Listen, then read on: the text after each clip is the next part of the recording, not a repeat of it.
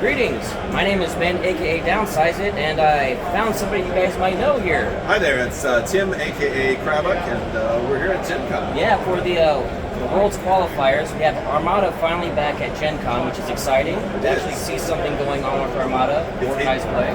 It's proof that Armada is not dead. It is not dead, as we see right there. Yes. Your evangelists, Armada is not dead, it's still alive and well.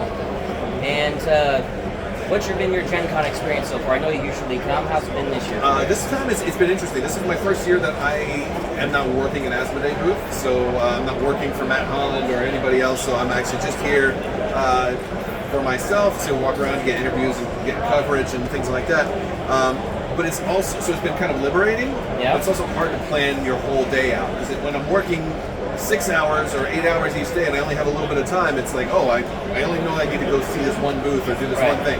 So you can focus on what you want to do. Yes, well, but I have to plan things out. It's harder to do that now. But at the same time, it's also been kind of a little bit of a letdown because out of all the Star Wars games that a lot of us are interested in, there are no announcements. There's nothing new, no news, no display cases, nothing to look at. There's plenty of stuff for other games, like I know the Simon booth has those Thundercats miniatures on display, and the Cyberpunk stuff that I'm into. So there's other things to see, but none of the really big ticket items that I was hoping to see this year. Yeah, and I was, on that point, I was kind of disappointed that there wasn't even like a display for Armada stuff at the AMG booth. There's none of that, and I mean, there's reasons for that. It has to do with the staffing and the people that could set it up. I don't want to get too far into it from what I've heard because I don't know what's releasable or not, but it's not that they didn't want to. So that's something, and also they're making a big push with promotion and advertising by next year. So we're hoping, like from what I hear, it's not that they don't want to promote these games; it's that their hands are a little bit. They can't do everything they want to do right now. Yeah. Sounds like it might just be a staffing issue, perhaps, to focus. I think it's partially staffing, but it also, I think a lot of it has to do with licensing. Because if these games, if Star Wars Armada was like Twilight Imperium Armada, it'd be a whole different ballgame as far as getting new product out, getting it promoted, talking to the media about stuff. Yeah. It's a little harder because of licensing. That makes sense. Well, unfortunately or fortunately, in a way, you had to buy for the second round. Yeah. Maybe I want to tell people how your first game went. So I brought 5 Architans and 2 Gazantis, big Ramadi Architans Conda line. Right before the tournament started, I saw this Starhawk list. It's a Starhawk, and Robert was running it. A Starhawk, two flotillas, and 134 points of squadrons. And I'm like, that's a list I'm not prepared to deal with. Right. You know, I'm thinking you're going to have to come at me. I can run slow. I'm running quad battery turrets on everybody. I'm like, you're going to have to go fast to catch up to me. I'm going to slow down and just annihilate you. Right. And no, he's the ship that is just going to go slow. Just sit down and farm. Yeah, so I had to go to him. And it was so close because a Starhawk is very difficult to kill. Yes. I had him almost there. Like one more attack would have done it. One more die would have probably done it. But he managed to escape, and he went faster. I thought he was going to slow down, but the Architects went full speed the whole game. Managed to just get past me, and so as a result, I got no points. Oh no! And it was fire lanes, and I chose fire lanes. Oh, and so, I'm sorry. The very last round, I did get a single token, so I had 15 points to his like 500 points or something like that. Yep. But if I had gotten that one extra die or that one extra attack, I'd have killed the Starhawk. That was his only capital ship, so I'd have tabled him right in there. Yeah. And so like sometimes the score doesn't tell the story. Yeah. You know, and so I still felt good about the game.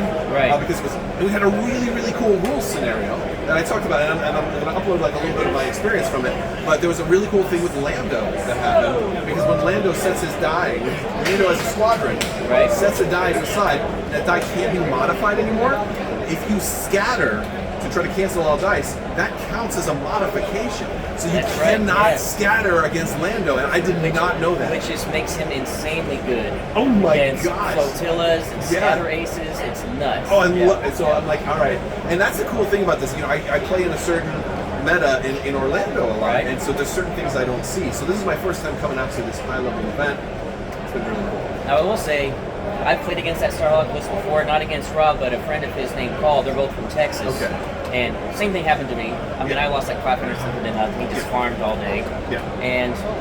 But your list with the 5 Architans actually has a chance to do that to actually take the Starhawk out because weights of fire could overwhelm its defense tokens, overwhelm its healing. It wasn't. I only needed, and if I had flown it slightly differently, I probably could have flown it better. I think I made some mistakes in positioning.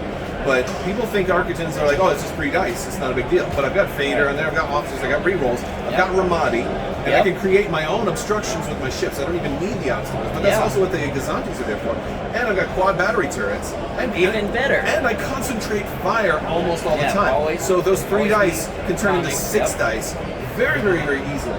And 5 of them. Yeah, and 5 of them. So 6 dice every time. And if I get you double arcs, the quad batteries also work on the front shot. So it's nuts. You're looking at way more than like it's more dice than 5 Star Destroyers. Right. Under the right circumstances. So and especially since it's spread out, that really you have to think about what defense tokens to spend on the receiving end. Yeah, and they have a decent amount of shields, and with the double, they have a respectable amount of respectable survivability. So that's been fun. And I got the buy for 2nd round, and I think you mentioned about the buy. I said that normally it always stinks to get a buy at a tournament, especially when you've had to travel to. But here at Gen Con, I'm actually leaving early tomorrow, so I couldn't make day 2 even if I made the cut.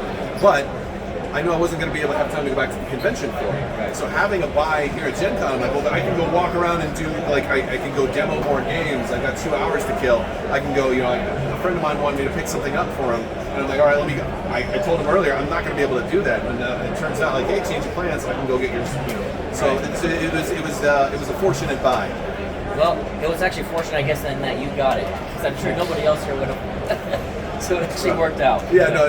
Thanks for taking one for the team. Yeah, it's happy to. I'm happy to try to do that and look at the silver linings. Yes, absolutely.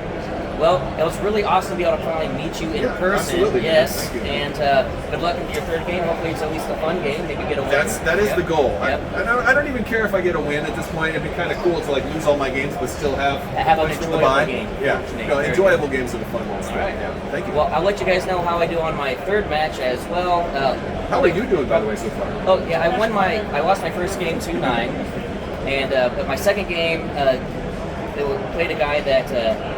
It's his 1st tournament, and he hasn't played that much. Okay. And I ended up beating him 10-1. But so we might get paired together because I've got 1 point and then 8 points for a bite. It'll be very close, actually. So I actually hope we can play together. That'd be awesome. That's a possibility. Yeah. So, all right. Well, I'll give you guys an update after the tournament's done, how I did, and then thanks for watching, and thanks for agreeing to the interview. I appreciate that. All right. So, until next time, take it easy.